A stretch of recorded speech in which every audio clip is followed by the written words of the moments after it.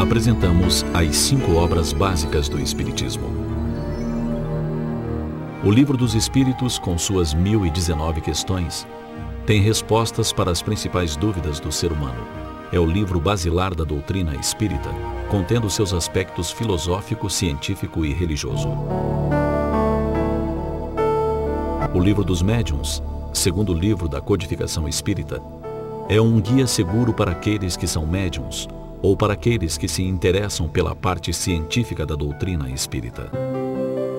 O terceiro livro do Pentateuco espírita é o Evangelho segundo o Espiritismo. Nele, Allan Kardec reuniu os ensinos morais de Jesus e os comentários dos benfeitores espirituais à luz da doutrina espírita. O céu e o inferno discorre sobre a justiça divina na visão espírita.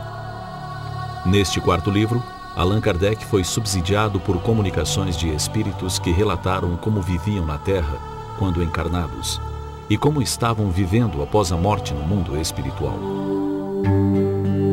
No quinto livro, A Gênese, encontramos análises sobre a formação da Terra e do Universo.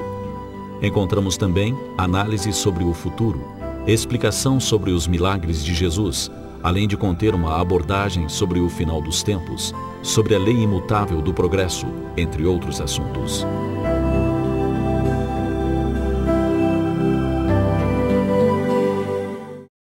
Está conosco Gerson Luiz Tavares, da cidade de Florianópolis.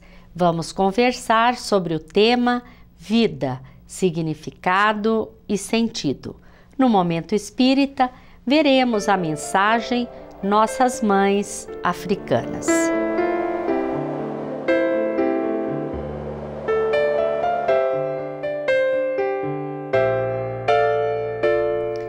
Desde os filósofos da antiguidade até a ciência da atualidade, há uma incessante busca a respeito da compreensão da vida, o porquê da vida, o significado da existência humana, enfim, o sentido da vida.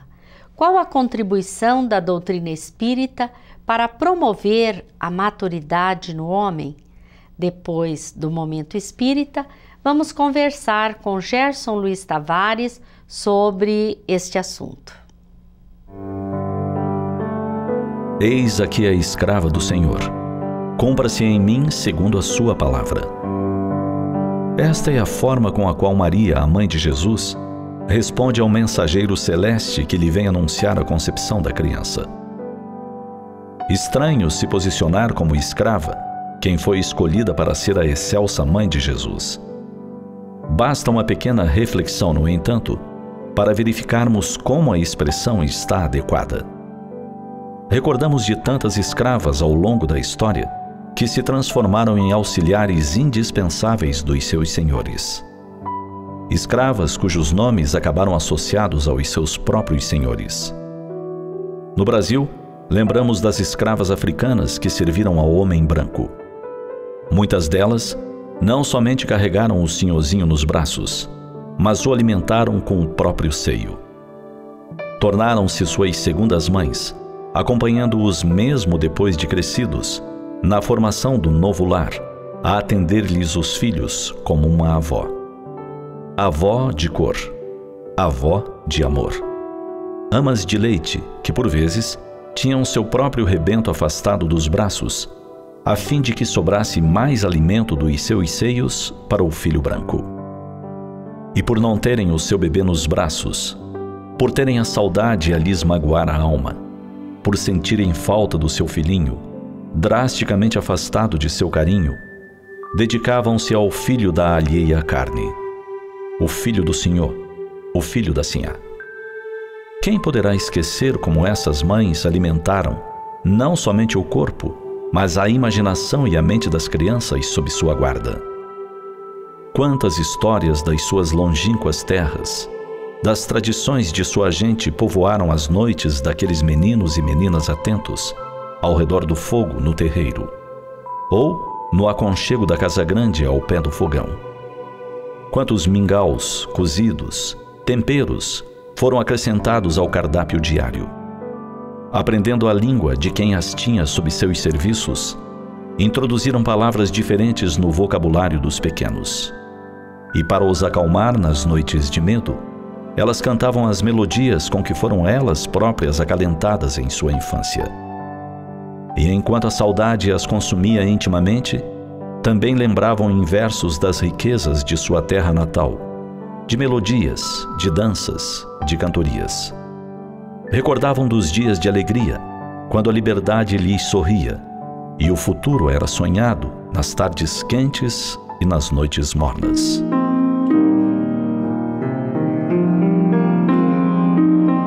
Escravas mães, mães escravas.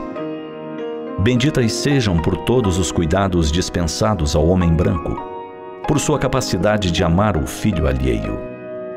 Benditas sejam por sua grandeza, por sua dedicação, pela contribuição à cultura do povo que as escravizou.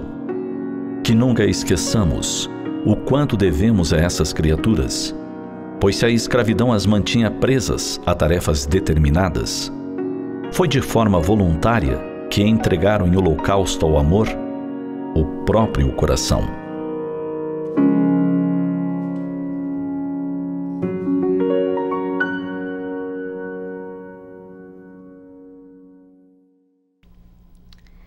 Nossas mães africanas é o tema da mensagem que apresentamos. Ela faz parte do CD Momento Espírita, número 22. Agora vamos conversar com Gerson Luiz Tavares, que é palestrante espírita da cidade de Florianópolis, em Santa Catarina. Gerson, é uma alegria muito grande para nós te receber no programa. Desde os tempos mais remotos, o homem deseja entender o significado da vida. Na visão espírita, como entender o significado da vida? Ivone, é uma alegria retornar a Maringá, participar deste programa, que sempre quando estamos aqui em atividade doutrinária, temos a alegria de compartilhar este momento. Mas o Espiritismo vem num curso natural, num ritmo próprio do progresso da civilização, no que diz respeito à produção de saberes. Quando chega o século XIX, com as ricas produções da ciência especialmente, naquele tempo em que havia o primado da razão, e a partir dali a ciência haveria de descortinar novas possibilidades para o mundo, produzindo conhecimento sem cessar, que o homem intensificou essa busca ansiosa para responder às questões relacionadas à vida, especialmente seu significado, seu sentido, as razões de estarmos aqui. Mas é algo que já vem desde as primeiras manifestações importantes dos filósofos antigos e é algo que permanece na contemporaneidade. E o Espiritismo vem neste lastro da produção de saberes, porque o conhecimento espírita, a ciência espírita, ela acompanha o ritmo do progresso da civilização. Não surgiu do nada, mas veio exatamente numa época em que a ciência se manifestou sobranceira. E não poderia o Espiritismo deixar de lado essas questões, exatamente porque veio o Espiritismo especialmente nos revelar a vida imortal. É a grande oportunidade que a sociedade tem de entender e compreender a vida sob uma angulação diferente. A despeito das religiões já existirem em todas as épocas, falando da vida sob a angulação espiritualista, mas somente o Espiritismo, dentro da feição científica, trata a imortalidade da forma como é considerada no Espiritismo. Por isso, quando nós nos referimos a significado, o sentido da vida, o porquê da vida, a razão de estarmos aqui, tudo se inicia por esta primeira eloquente, retumbante revelação da ciência espírita, que é a imortalidade da alma. Então, começaríamos a dizer que toda essa reflexão, todo o nosso entendimento a respeito da vida, ela inicia-se por essa perspectiva imortalista, da nossa condição de seres espirituais. Espíritos que por ora têm um corpo e não um corpo que tem um espírito. É que daqui a pouco, sem este corpo, o espírito, a vida predomina, prevalece. Então, quando falamos de vida, nós a consideramos antes do fenômeno biológico da fecundação, após o fenômeno biológico do decesso carnal, a morte. Então, o Espiritismo dá esse enfoque extraordinário e todo o significado, sentido da vida, pela angulação espírita, inicia-se nessa perspectiva da imortalidade. É compreensível dizer que o homem depende da sua maturidade consciencial para poder entender o real significado da vida? Naturalmente, porquanto, na medida em que ele descortina novas perspectivas de saberes, e especialmente quando seu amadurecimento psicológico se acentua, se caracteriza, se define, porque quando falamos de amadurecimento psicológico, estamos falando algo além do amadurecimento biológico. Não estamos falando de maturidade biológica, não estamos falando de envelhecimento, não estamos falando apenas de conhecimento, mas de maturidade psicológica, que é esse estado de espírito, esta possibilidade de consciência que não somente entende, compreende a vida nessa perspectiva cósmica, imortalista, mas vibra com esses conhecimentos. Quando nós vibramos com esses saberes, não apenas sabemos, não apenas conhecemos, e não apenas reproduzimos através da fala, da escrita, algo que não é difícil de assimilação, mas da vivência emocional, da vivência psicológica, isso requer outros atributos, que é exatamente o resultado desta evolução psicológica, desta evolução mental. Então, na medida em que nós crescemos mais psicologicamente, quando nossa capacidade de entender e compreender a vida, ela é vivida com unção, é quando a alma vibra nesse tom da perspectiva cósmica, espiritual da vida, nós podemos dizer que estamos num momento já de maior amadurecimento. É quando essa possibilidade de melhor entender, viver e animar-se com a vida, nessa perspectiva de evolução, de crescimento, de amadurecimento, ela se define e se concretiza. Ô Gerson, e quais são as consequências para o homem que entende os seus reais objetivos? Há repercussões importantíssimas na sua tessitura psicológica, emocional, social, porque enquanto transitamos na Terra sob uma angulação materialista, imediatista, nós haveremos de fazer, como historicamente tem acontecido na civilização, viver a vida no seu aspecto e na sua ânsia imediatista, hedonista. É quando nos apegamos à matéria, quando o materialismo se define, o egoísmo se acentua. Quando eu sei da minha realidade espiritual, isso significa que eu entendo das razões de estarmos aqui. É quando alarga-se a possibilidade de entender a problemática do sofrimento, as razões, os motivos ensejadores das aflições humanas. Ao mesmo tempo, temos melhores condições de entender o que é felicidade, que deixa de estar implicada da intensa vivência materialista e da busca incessante pelo prazer, para ter agora a felicidade, uma outra conotação, uma outra dimensão, que é uma dimensão subjetiva que se transcende para uma objetividade de características transcendentes e não mais imanente numa estrutura imediatista objetiva. Então, a objetividade do nosso conceito de felicidade é transcendente. Por isso que quando nós avançamos na nossa maturidade, melhor entendemos e compreendemos a vida, seu significado profundo e transcendente, nós melhoramos o nosso jeito de ser. O egoísmo bate em retirada, vivemos uma postura altruísta mais definida, o amor fica mais fácil de ser compreendido e vivenciado, nós desmaterializamos, ou seja, deixamos de viver o apego à matéria, e o imediatismo, o hedonismo. E isto são processos de libertação.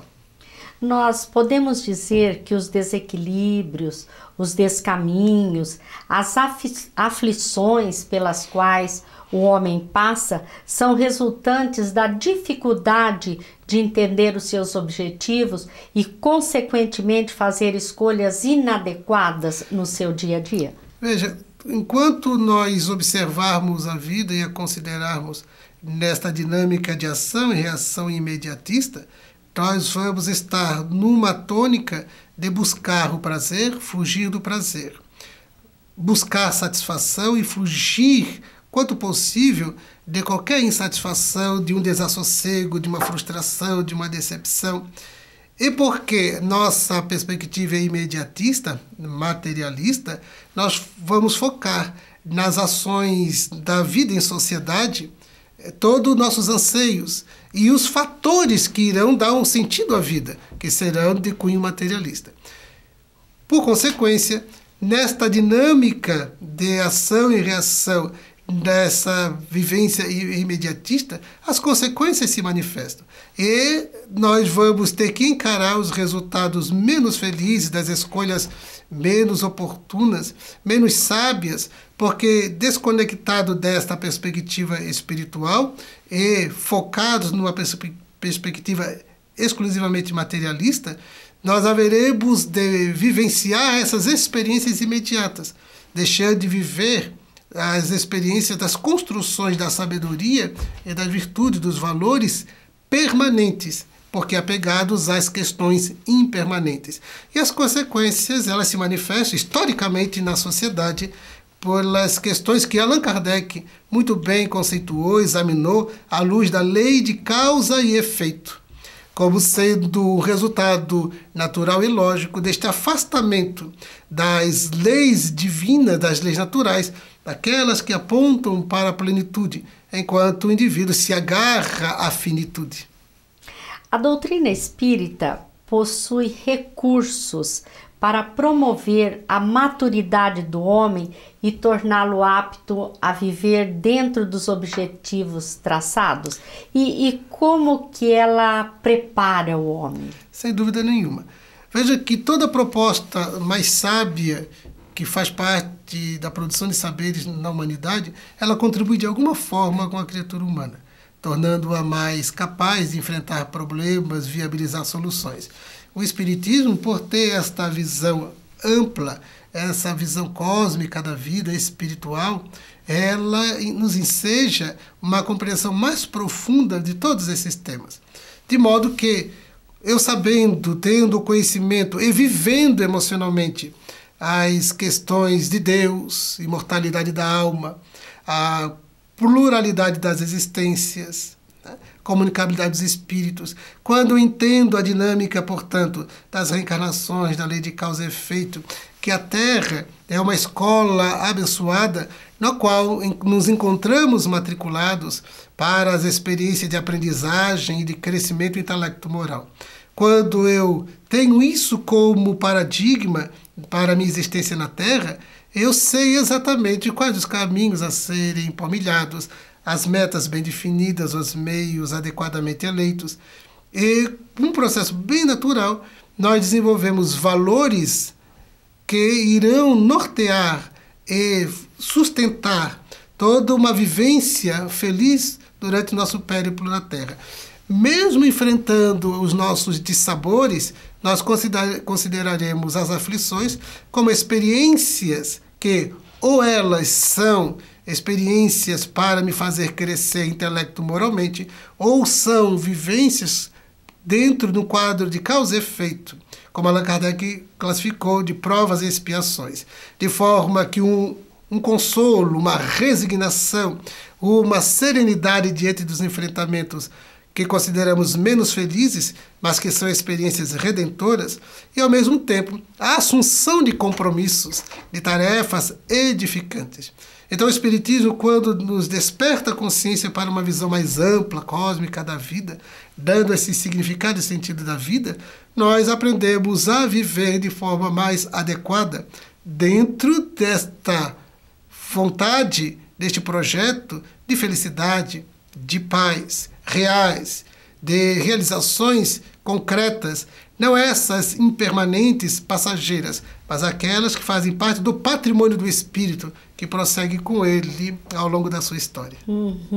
E quando nós falamos em objetivos da vida, conforme a visão espírita, nós devemos entender a vida na sua completude, né?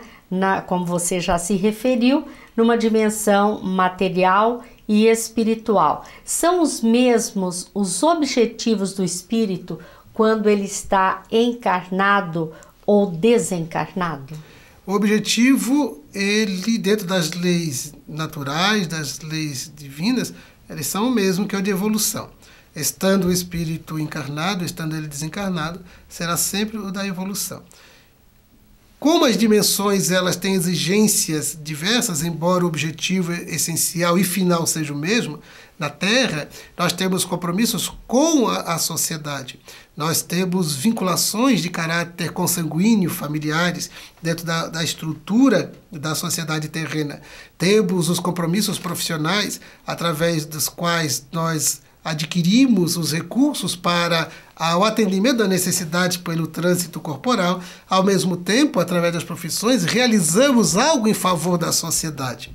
De modo que, a despeito de todos os compromissos, tarefas que temos, e nesse contexto de provas e expiações pelo qual vive o planeta ainda, nós haveremos de verificar que todas as experiências, elas sempre sinalizam para alguma coisa a ser realizado, a ser assimilado, nesse nosso conjunto de apreensões de valores intelecto-morais. Quando desencarnados no mundo do espírito, nós passamos necessariamente por um período de avaliação de como foi a experiência última, colocamos na balança, na contabilidade divina, os créditos, os débitos, e de acordo com a nossa avaliação, assessorado pelos benfeitores espirituais interessados em nosso progresso, nós vislumbramos o nosso nível evolutivo e assumimos tarefas no mundo espiritual para continuar o processo de evolução, aprendendo, trabalhando, servindo e nos preparando até que nos seja oportunizado, pela misericórdia divina, a bênção de uma futura reencarnação. Agora, espera-se, melhores equipados de recursos, mais motivados, mais entusiasmados e comprometidos com a reencarnação vindoura, com esse foco de evoluir, de progredir, porque o objetivo essencial da vida na Terra é o progresso intelecto-moral. Gerson, nós agradecemos a sua participação, temos material para muitas reflexões, não é? Nós agradecemos a todos os telespectadores que mais uma vez estiveram conosco e lhes desejamos muita paz.